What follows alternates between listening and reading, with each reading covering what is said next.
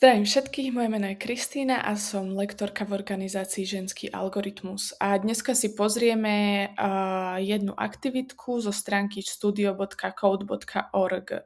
Čiže keď sa dostanete na túto stránku, môžete tu nájsť veľa zaujímavých kurzov, ktoré môžete robiť so svojimi študentami, či už učíte na základnej škole, strednej škole, učíte rôzne predmety. Myslím si, že si tu nájdete nejakú zaujímavú aktivitu. Čiže hneď sa môžeme pozrieť na túto stránku. Keď pôjdeme do záložky katalóg kurzov, môžeme vidieť tieto všelijaké zaujímavé aktivity, ktoré sa teda dajú filtrovať podľa toho, v akom ročníku učíte. Tu môžeme vidieť, že nachádzajú sa tu teda ročníky aj 10, 11, 12, čo teda značí 1., 2., 3. ročník strednej školy, čiže môžete si vybrať, pre ktorý ročník bude tento kurz určený. Následne tu je doba trvania, existujú projekty, do ktorých sa môžete zapojiť, ktoré sú nejak rozložené do celého školského roku, na pol rok, na 4 rok, mesiac, týždeň, alebo jedna konkrétna vyučovacia hodina, alebo môže sa to roztiahnuť na 2 vyučovacie hodiny, ale teda viete si vybrať, akú aktivitu teda so študentami chcete podniknúť. Potom tu je predmet, čiže tu taktiež môžete vidieť, či už by ste sa chceli venovať dizajnu, umelej inteligencii, dátam, internetu, programovanie, máme aj s hardvérom, aj bez hardvéra, čiže môžete si tu vybrať z rôznych kategórií. Potom môžete si vybrať, aké zariadenia máte k dispozícii, na ktorých vaši študenti môžu pracovať. A čiže dneska si prejdeme jeden konkrétny kurz, ktorý bude pre študentov od 3. do 2. ročníka na strednej školy. Je to veľmi zaujímavý projekt, čiže myslím si, že to zaujme naozaj ktorúkoľvek vekovú kategóriu. A je to teda na jednu vyučovaciu hodinu. Čiže tu, ako máte aktivitu, môžete si zvoliť rýchle zobrazenie a následne pozrieť sa na detaily, aby sme videli teda obsah tejto aktivity. Je tu možné sa zaregistrovať, ja som sa zaregistrovala ako učiteľ a teda keď som prepnutá tu na učiteľ, vidím zobrazenie pre učiteľa. Keby ste boli, teda tu môžete vidieť, ako to budú vidieť vaši žiaci, tu vidíme, že hneď môžu teda spustiť si túto aktivitu. Teda otázka k registrácii. Viete sa registrovať a držať si track vašich študentov, do akých kurzov sa zapojili, viete im organizovať tie kurzy, dávať im prístup k tým kurzom a na druhej strane, keď to chcete len prvýkrát skúsiť so svojimi študentami, nie je potrebné sa registrovať, čo je dobré, čiže vedia si to študenti vyhľadať a vyskúšať a na konci teda po každej aktivite dostanú certifikát, nejaké ocenenie za to, že teda ten jeden kurz absolvovali. Čiže ja sa prekliknem do tohto rozhrania učiteľ a čo je skvelé, viete si zobraziť plán celej lekcie. Čiže v tomto okne môžeme vidieť aj nejaký teda prehľad, o čom táto aktivita bude, čo je účel, čo je cieľ. A teda cieľ tejto aktivity je diskutovať o tom, akú úlohu v našich životoch zohráva umelá inteligencia, čo je to vlastne umelá inteligencia, zamyslieť sa nad tým, akú úlohu zohrávajú nejaké ľudské predsudky v strojovom učení, viacej diskutovať teda o dátach, ako treba pre nejaké modely umelej inteligencie spracovať tie dáta, ako im to treba pripraviť, aké sú naozaj nejaké predsudky alebo problémy pri trénovaní týchto dát a potom vlastne vytrénovať a otestovať nejaký vlastný model strojového učenia. Všetko je to graficky veľmi zaujímavé. Je to pútavé pre tie deti, teda celú tú aktivitu ich to nabáda krok za krokom, čo majú robiť a pomedzi to, ako oni pracujú, im celý ten proces vysvetľuje vysvetľuje cez nejaké textové bublinky, sú tam nejaké zaujímavé fakty, teda o umelej inteligencii, aby chápali teda, čo robia, prečo to tak robia, aké môžu byť problémy tohoto postupu, toto trénovanie a vyberanie, triedenie dát môžu niekoľkokrát opakovať, aby si to mohli porovnať, ako sa vedia zlepšiť, ako to vedia urobiť lepšie, čo funguje, čo nefunguje. Čiže je to veľmi otvorené experimentovaniu, na čo je ich dobré teda aj počas toho celého procesu navádzať. Čiže tu vidíte obsah a je nachystaná nejaká príprava pre vás. Čiže vy už nemusíte si nič navyše pripravovať a máte tu rozpísané teda nejaké tipy pre vás, že o čom by bolo dobré predtým, než študenti sa teda pustia do tej aktivity, aby chápali, prečo to robia, čo sa tam majú naučiť, tak máte tu návrh aj na nejakú rýchlu diskusiu, čo s nimi teda môžete rozobrať. Máte tu rovno konkrétne otázky, ktoré sa viete svojich študentov spýtať, aby ste ich nejako nabádali na to sa reálne nad tým zamyslieť, čo budú robiť. Aj konkrétne, čo máte povedať. Čiže ak vám napríklad táto téma nie je úplne blízka a nie ste v nej nejaký komfortný, tak myslím si, že po prečítaní tohto manuálu viete presne, čo s tými študentami máte robiť, čo im viete povedať, čo sa im viete spýtať, o čo má byť diskusia. Čiže nemusíte vy si ešte nad toto všetko hľadať nejaký materiál vlastný. Čiže tu vidíte stále, je nejaká diskusia, sú otázky, zase diskusia a čo k tomu viete povedať.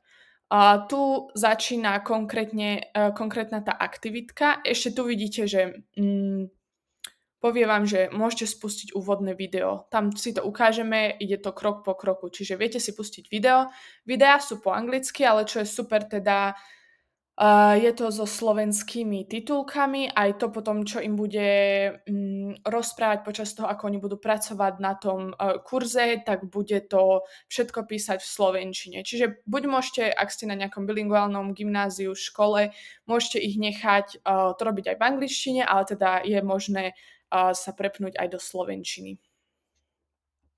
Čiže tu začína tá aktivitka. A teda študenti si to sami začnú robiť na vlastných počítačoch alebo tabletoch. Tam teda hore píše, že na aké zariadenie je vhodná tá aktivita. A máte zase rozpísané krok za krokom. Jasné, že študenti toto vidieť nebudú. Študenti sa pustia do tej aktivity, ale je tam stále, že čo sa ich daným krokom viete pýtať, čo si viete po každom kroku spoločne shrnúť, kedy je dobre motivovať študentov k spolupráci, kedy je dobre, aby si to skôr robili sami. Čiže pekne krok po kroku, všetko máte rozpísané, o čom sa s nimi viete rozprávať a teda až sa tu nadostanete nakoniec, kde sa dostanú oni k vlastným certifikátom, ktoré následne buď môžete im vytlačiť vy v škole, alebo si ich môžu vytlačiť doma, alebo niekde odložiť, stiahnuť. Čiže tu je návod, ktorý si teda môžete prejsť. Je veľmi teda podrobný. Keby vám stránku ukázalo v angličtine, tu áno, vidíme, že všetko je dopodrobná vysvetlené aj so screenshotmi, k čomu sa tí študenti dostanú. A teda ak by vám to ukázalo celý tento návod a všetko v angličtine, tak tu si teda na spodku stránky v ktoromkoľvek kroku viete prepnúť jazyk do slovenčiny a teda všetko je preložené do slovenčiny. Dobre, čiže tu sa vieme dostať podrobne k celému návodu, ku aktivite. Keď si to prečítate, myslím si, že vám to bude všetko jasné. Aj bez toho, aby ste si to prečítali, je to veľmi intuitívne, je to naozaj veľmi intuitívne spravené pre študentov, čiže myslím si, že vám bude všetko jasné. Čiže tu je návod, vrátime sa naspäť. Čiže buď to viete odoslať žiakom, alebo teraz sa prepnem na žiaka a vyskúšame si túto aktivitu teraz spoločne. Čiže tu je video, ktoré si viete buď teda stiahnuť alebo pustiť online pre študentov. Dáme si pokračovať.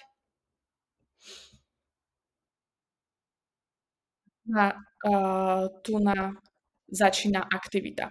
Teda vidíme, že všetko pekne v slovenčine píše návod, čo majú študenti robiť.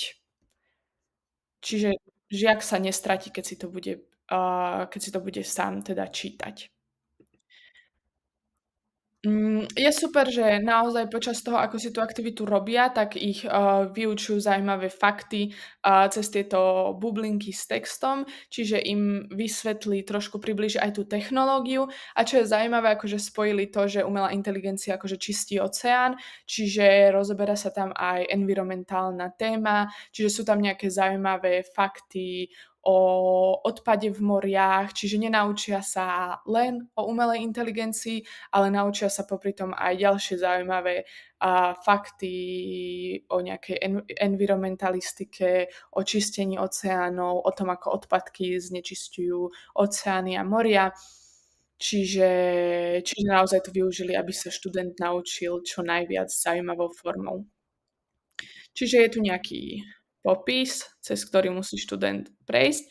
A teraz teda prvý krok je, že študenti si triedia dáta, čiže učia umelú inteligenciu, takzvané labelujú dáta pre model umelej inteligencie.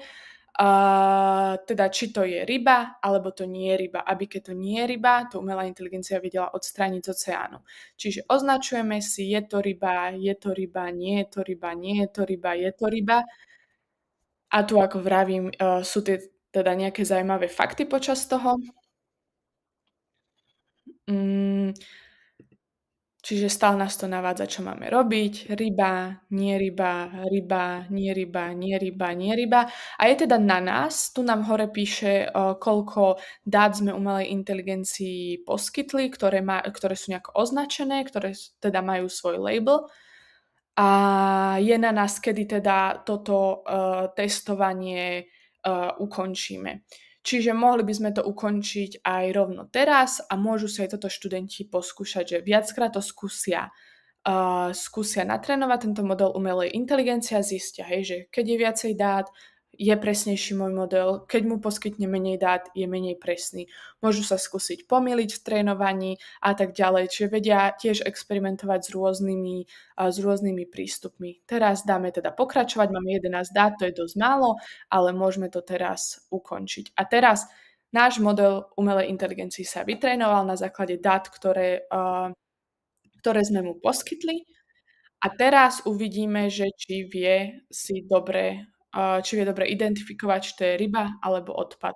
No, tu nám označilo pohár, že to je odpad, aj pneumatiku, aj toto, čiže poskytli sme mu málo dát označených, čiže nevie úplne všetko správne detekovať. Čiže odporúčam vytrénovať viac dát, ale presne. Takto sa to študentom nepodarí a vedia mať vysvetlenie, že prečo a že musia sa vrátiť a vytrénovať viac dát.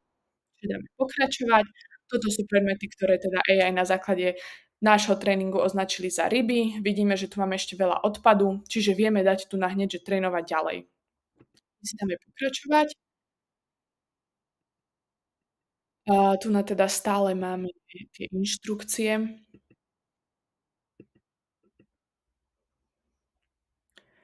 Dobre, asi si to celé teda teraz prechádzať nebudeme, ale okrem toho teda, že budú sa trénovať rozoznávať ryby, budú sa učiť rozoznávať ešte ryby na základe farieb, čo je také teda jednoznačné, že fialová raz je fialová, čiže to sa teda dobre model umelej inteligencii dokáže naučiť, keď mu poskytneme dostatok označených dát.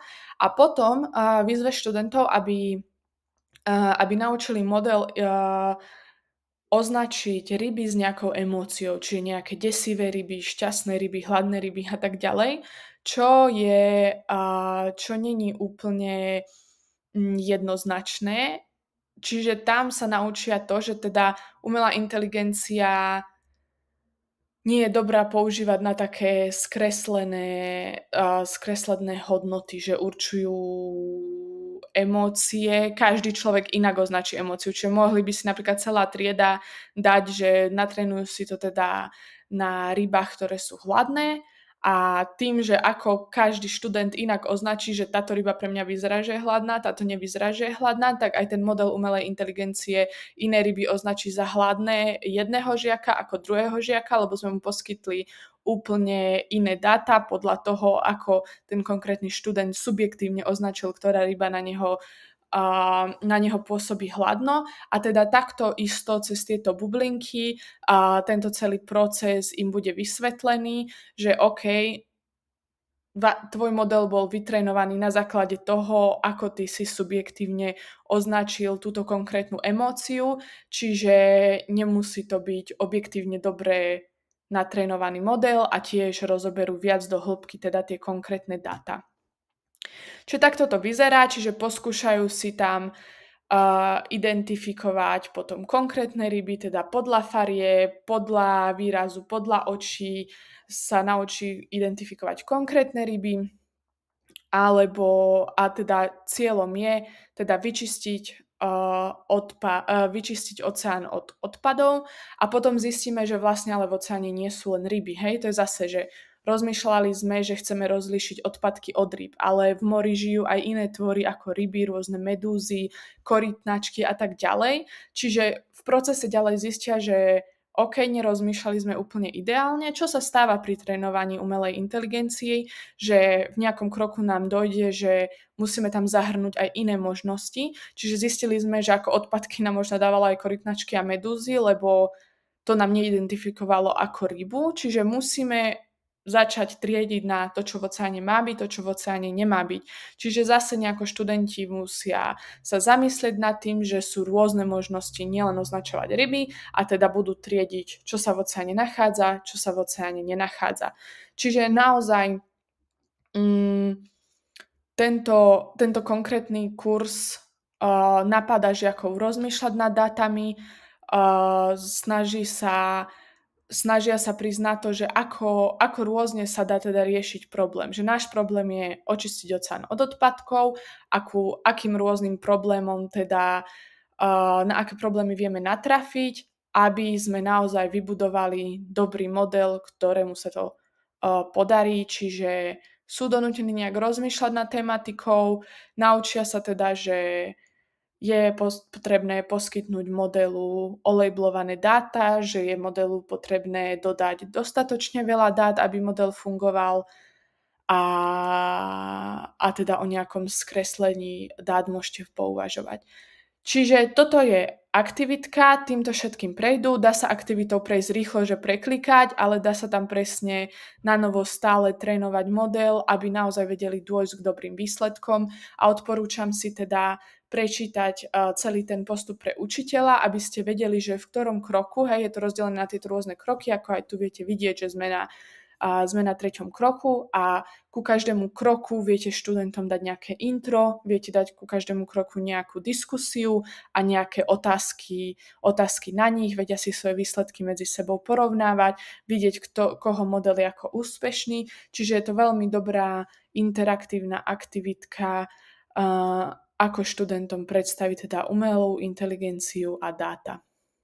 Ďakujem za pozornosť.